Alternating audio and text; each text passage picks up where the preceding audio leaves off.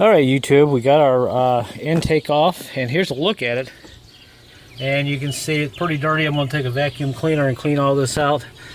And it was pretty easy to take out. And this plastic insulation stuff that's around the intake always falls apart. A lot of times you don't even have to put it back in. Sometimes I don't even bother with it. But I wanted to show you there are two types of gaskets that will fit on this. Some models back here have a place cut out, especially on the V8s, on the cars, the Lincolns and the Crown Vics. They have a heater hose back here that you have to tie into, but mine don't. It's just a place cut in it there. So there are two types of gaskets you can use. Let me show you over here real quick.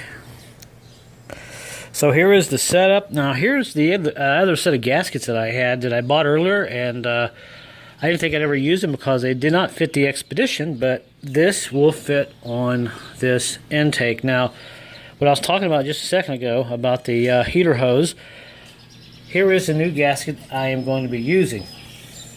You know, you can see right there's a place cut out. Now the old gasket has a place there that's supposed to seal that up. Well, on this Expedition, well, not Expedition, this Explorer I should say, there's no antifreeze there, only here, that you have to make sure it gets sealed off. This is the old one that was on there. Well, it turns out the other type of gasket that will also work on here is the other set I had. But you'll just have to be careful when you're ordering your gaskets. This will work on her just fine. Like I said, there's no water that comes up out of that. On some of the other V8s, the Crown Vics, they do have a water jacket here, so you got to kind of be careful about your gasket. And there's the other gasket there. That's on there. Now here's the old gaskets that I took off, and you can see they're pretty well shot. They're pretty thin. And this should probably take care of my PO430 code.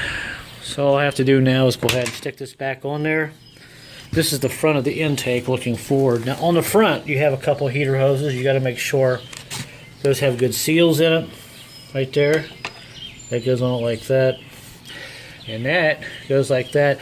And as I looked at this intake, it's actually in pretty good shape compared to some of the ones I've taken off in the past. I don't see any cracks anywhere.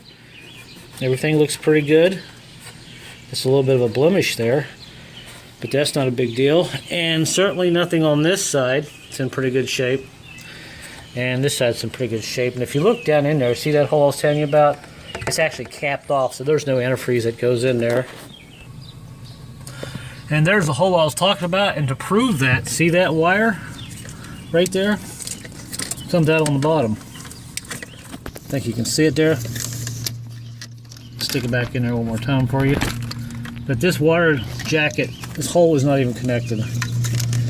I don't think you can see that, but trust me, you can see the wire down there. Right there.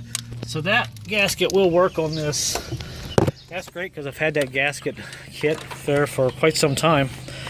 And that's going to save me about $50 and a lot of time because we're going to get some storms after a while. So, and here is the front that you have to be careful about. This one does have water that comes through it.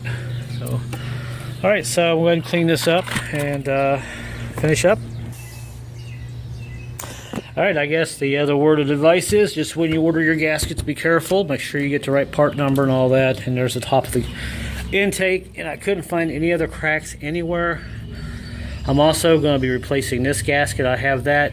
Sometimes these leak, but it's a part. I might as well just replace them all. So I'll give you guys an update a little bit later once I get everything back together and let you know how it's running. But be careful about your gaskets. Just save you a couple of days of ordering parts. Just take your old gasket with you at the parts store and match them up. And if you look close enough, you'll see a part number probably right about there on some of these. So this really does help out. All right, so YouTubers, I will see you guys a little bit later. So thanks for watching.